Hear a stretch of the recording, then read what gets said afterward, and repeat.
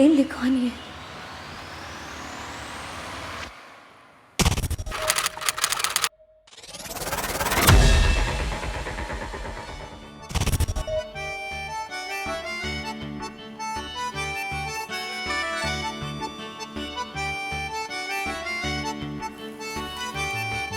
कोई इस तरह से मिलने लगा, छूने लगा है एहसास को।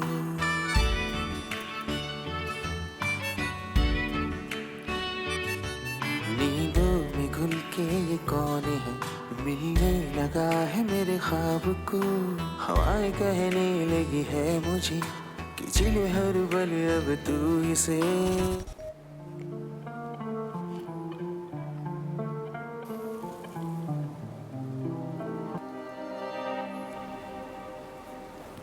क्या हुआ स्वाति, ठीक हो ना? नहीं, वो बस नर्वस फील कर रही हो? डोंट वरी यार, मैं भी बहुत नर्वस हूँ। नहीं, एक्चुअली सुबह से फेरे और रिसेप्शन, बस थोड़ा सा थक गई हूँ। आई कैन अंडरस्टैंड, मैं भी तो तुम्हारे साथ ही था वहाँ पर। तो क्या करें, सो जाएं? नहीं, मतलब मुझे नींद नहीं आ रही है, थोड़ी देर बातें करते हैं ना। हाँ हाँ बिल्कुल, हम एक दूसरे को बेहतर जान भी लेंगे। आपको बुरा तो नहीं लगा ना? किस बात का? आज हमारी सुहाग रात है और अरे नहीं नहीं, ऐसा कुछ भी नहीं है। अरे इनफैक्ट अच्छा ही है, हम एक दूसरे को जान लेंगे। बाकी चीज़ों के लिए तो ज़िंदगी बड़ी है, और वैसे भी जाना तो है ही ना मैं हनीमून पे 1 महीने बाद। अच्छा तो बताओ मुझे अपने बारे में, what are your hobbies? Hobbies हम बताते हैं, लेकिन पहले ये बताओ मेहंदी कैसी है? Very bad.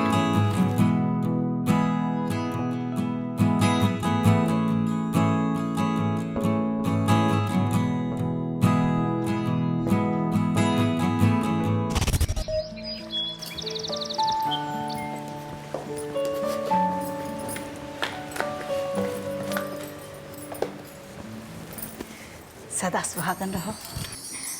आज मैं बना देती हूँ ना चाय। नहीं नहीं बहू, आज तेरा इस घर में पहला दिन है, मैं बनाती हूँ ना चाय, तू मैं रहने दे। बनाती हूँ ना, लाओ। अरे नहीं बहू, पहले अपने हाथों की मेहंदी तो छूट जाने दे, फिर संभालना है इस घर की जिम्मेदारी। अब ये बता, चीनी कितना लेगी, ज़्यादा या कम? जैसा आपको सही लगे। अब तू जाके अपने ससुर जी के साथ में बैठ, बात कर, मैं चाय लेके आती हूँ।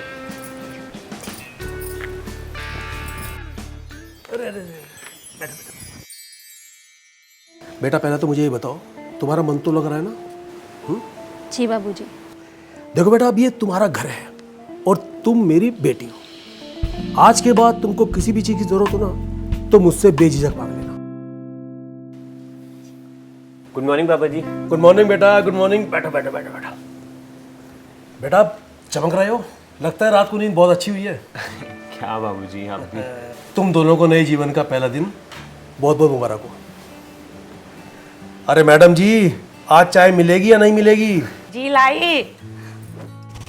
अच्छा मतलब तुम कभी घर छोड़कर बाहर नहीं गई हो? हाँ, एक बार कोशिश किए थे कॉलेज ट्रिप पे नैनीताल जाने के लिए, लेकिन आधे रास्ते से वापस आ गए। वाह यार, गजब की घरेलू बीवी मिली है मुझे। अच्छा, हमें घर की बहुत याद आ रही है, माँ से बहुत मिलने का मन कर रहा है।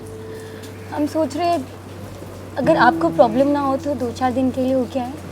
अरे बट आपको अभी आए हुए 10 ही दिन तो हुए हैं, आपको अभी से माँ की याद आने लगी? अच्छा ठीक है, अभी नहीं जाते, फिर 1 महीने बाद चले जाएं। अरे नहीं नहीं, हमारा वो मतलब नहीं था। अब आपकी खुशी का जिम्मा उठाया है तो मना तो नहीं कर सकते हैं। अच्छा 4 दिन या 2 दिन? 4 दिन। अरे हमारे बारे में भी सोचिए यार। अच्छा 2 दिन बहुत है। अब जाएंगे तो 4 दिन तो रुक के आएंगे ना। अच्छा बाबा 3 दिन, उससे ज़्यादा नहीं। अच्छा ठीक है, अब आप बोलते हो तो आपके लिए 2 दिन में जाके आ जाऊँगा। अरे नहीं, आप जा रहे हो तो ठीक से रह के आओ। अच्छा एक काम करते हैं, कल हम ऑफिस जाते वक्त आपको बस में बिठा देंगे, तो आप सुबह जल्दी रेडी हो जाना, ठीक है? अच्छा मैं सोच रही हूँ कि चाहते हुए ये सारे कंगन और जेवर वगैरह है ना, मैं माँ को दे देती हूँ ताकि वो तिजोरी में संभाल के रख देंगे। हाँ हाँ ठीक है, और जब आपको ज़रूरत हो आप माँ से मांग लेना, या फिर मैं माँ को बोल के रखूँगा कि चाबी तुम्हें एक्स्ट्रा देकर रखे। ठीक है। अच्छा मुझे भूख लगी।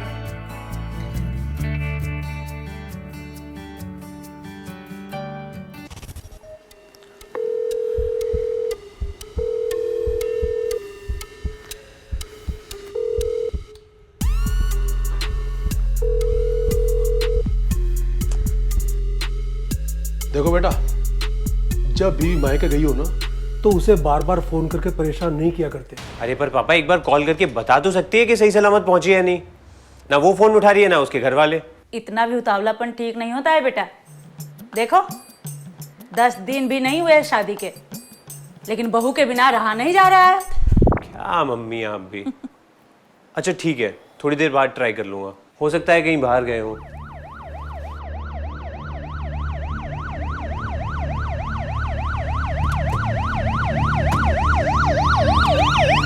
देर रात को पुलिस किसके घर आई होगी?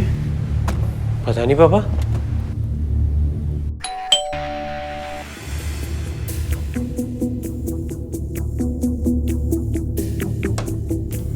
आप विशाल चौधरी हैं? हाँ सर, क्या हुआ? चलिए अंदर चलिए। सर ये आपके माता पिता हैं, मिस्टर हीरालाल और ज्योति चौधरी। हाँ? हाँ सर। आपकी अभी कुछ दिन पहले शादी हुई है। हाँ क्यों? क्या आपकी वाइफ का नाम मिसेस स्वाति राठौर चौधरी है? जी सर, लेकिन क्या हुआ? सर वो आज सुबह अपने घर गई थी और तब से फोन ही नहीं उठा रही है। सर वो ठीक तो है ना? आप ठीक रखेंगे तो ठीक रहेगी ना। मतलब सर यहाँ से गई थी तो एकदम सही सलामत थी। सर मैं खुद इसे बस में बिठा के आया हूँ। वो सब छोड़िए, कौन किसे कहाँ बिठा के आया था हम पता लगा लेंगे। जाओ अंदर जाके तलाशी लो। लेकिन इंस्पेक्टर साहब ये तो बताइए कि हुआ क्या है? आपकी बहू ने आपके खिलाफ डॉरी और हरासमेंट की रिपोर्ट लिखवाई है। हाँ बताइए क्या हुआ आपके साथ? अभिषेक, इनकी कंप्लेंट दर्ज करो। कुछ दिन पहले ही मेरी शादी हुई थी। उसके अगले ही दिन मेरे ससुराल वालों ने मुझे दहेज के लिए तंग करना शुरू कर दिया। अरे अपने बाप से बात की है? वो पैसे लेकर कब आ रहे हैं? जी मैंने उनसे बात की है, वो आकर आपसे मिलने वाले हैं। अरे मिलने में मुझे कोई इंटरेस्ट नहीं है, मुझे सिर्फ पैसों से मतलब है। 25 लाख लेकर कब आ रहे हैं? ऐसा नहीं है कि हमने उन्हें दहेज नहीं दिया, और सामान के साथ साथ पापा ने उन्हें बाइक भी दी थी, कैश भी दिया था, लेकिन वो और 25 लाख की डिमांड कर रहे हैं। मैं जो जेवर पहन के आई थी वो भी मुझसे जबरदस्ती छीन लिया।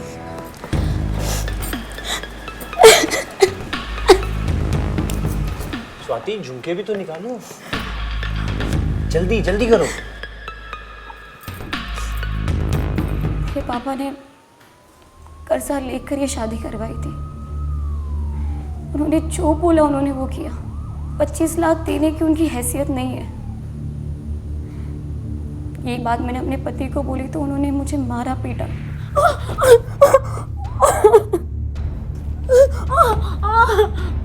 कब आएंगे पैसे? कब भेजेगा तेरा बाप पैसे? मुझे पूरे 25 लाख चाहिए। आप तो समझने की कोशिश कीजिए मुझे। जो तो पापा ने सब कुछ ला के तो दे दिया आपको, अब वो कहाँ से लाएंगे इतने पैसे? मैं कुछ नहीं जानता, मुझे पूरे पैसे चाहिए। जब तक पैसे नहीं आते पड़ी रहे यहाँ पर।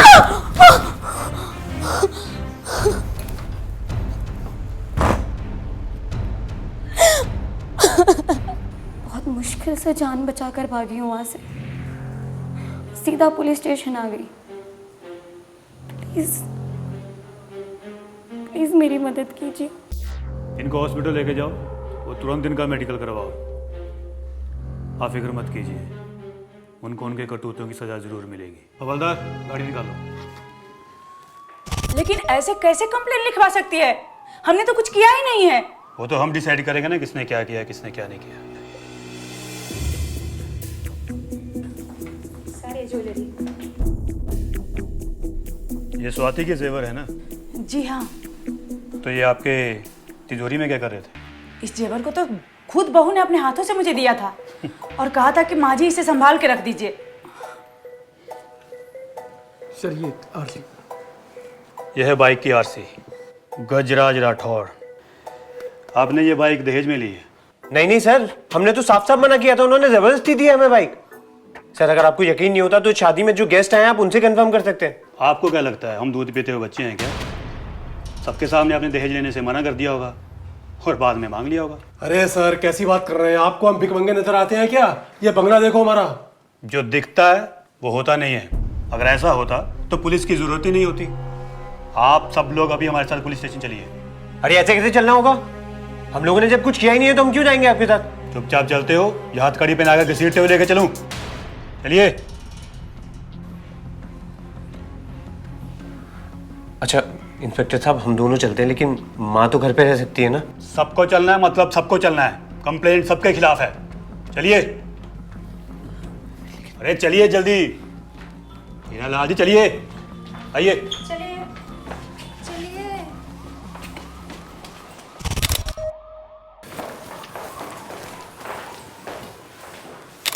स्वाति, स्वाति ये सब क्या कह रहे हैं? तुमने क्या बताया इन्हें? स्वाति ये सब कैसे हुआ? देखो स्वाति, अगर कोई प्रॉब्लम है तो मुझे बताओ, मैं मदद करूंगा तुम्हारी, लेकिन ये झूठी कंप्लेंट मत लिखवाओ। स्वाति ये सब क्या है? इंस्पेक्टर साहब कैसे कैसे आरोप लगा रहे हैं? अरे बेटा तुम तो हमारी बेटी हो, तुम सच से बताओ ना इनको। हाँ बहू, ये सब एकदम गलत कर रही हो तुम। सच क्या है तू भी जानती है, और जिस दिन सच साबित होगा ना बहू, बहुत पछताओगी तुम। अभी भी समय है बहू, कंप्लेन वापस ले लो। हम तुम्हारे हाथ जोड़ते हैं। आपको जो कहना है लॉयर से कहिए, मुझे आपसे कोई बात नहीं करनी। इन सबको लॉकअप में डालो जब तक बेल ना हो जाए। चलिए।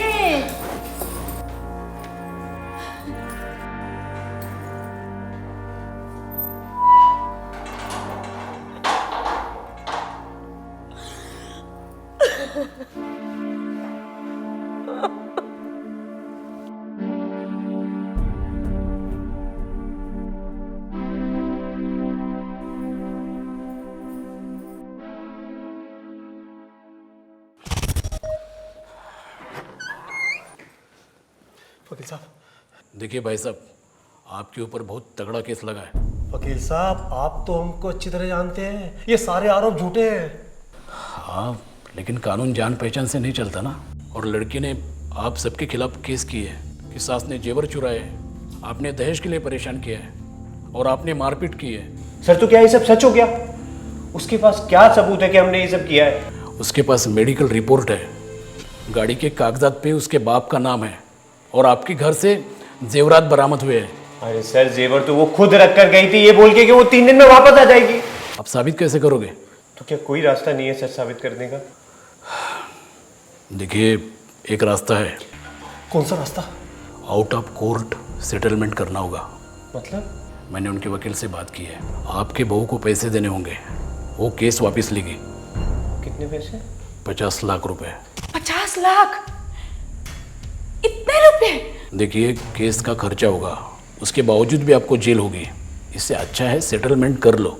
उसने आपकी बेटी और दामाद के खिलाफ भी केस की है, उनको भी जेल होगी। 50 लाख देने के लिए तो हमें अपना घर बेचना पड़ेगा।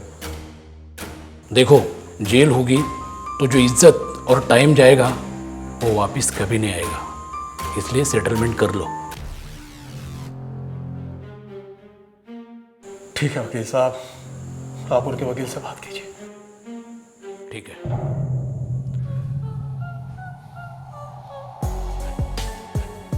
झूठे दहेज के केसेस, ये मामले न सिर्फ एक परिवार को तबाह करते हैं बल्कि सामाजिक विश्वास को भी चोट पहुंचाते हैं। इस तरह के केसेस इतने आम हो गए हैं कि स्टडीज के अनुसार अरेंज्ड मैरिजेस में डाउरी के 80% केसेस झूठे दर्ज हो रहे हैं। कई सारी लड़कियां और उनके परिवार सोच समझकर ये साजिश रचते हैं। ये नंबर्स हमें सोचने पे मजबूर करते हैं। शादी, जिसे हम सिर्फ एक रस्म नहीं बल्कि दो परिवारों के बीच हुआ एक बंधन मानते हैं, कैसे इस रिश्ते की पवित्रता को बरकरार रखा जाए? जरूरी है कि हम जिस परिवार से जुड़ने जा रहे हैं उसके बारे में पहले डिटेल्ड जानकारी लें, पूछताछ करें। जरूरत पड़े तो लॉयर्स के साथ बैठकर एक अग्रीमेंट करें जिसमें क्लियर हो कि दहेज का कोई लेन देन नहीं हुआ है और दोनों परिवारों की पूरी तसल्ली के बाद ही शादी के बंधन में जुड़ें, क्योंकि जरूरत है टू बी सेफ। क्या विचार है आपके इस बारे में, बताइए हमें कमेंट्स में और सब्सक्राइब कीजिए बी सेफ को, क्योंकि अगले हफ्ते हम आपके लिए लेकर आएंगे एक ऐसी लव स्टोरी जिसमें लड़की की उम्र लड़के से 18 साल ज्यादा है।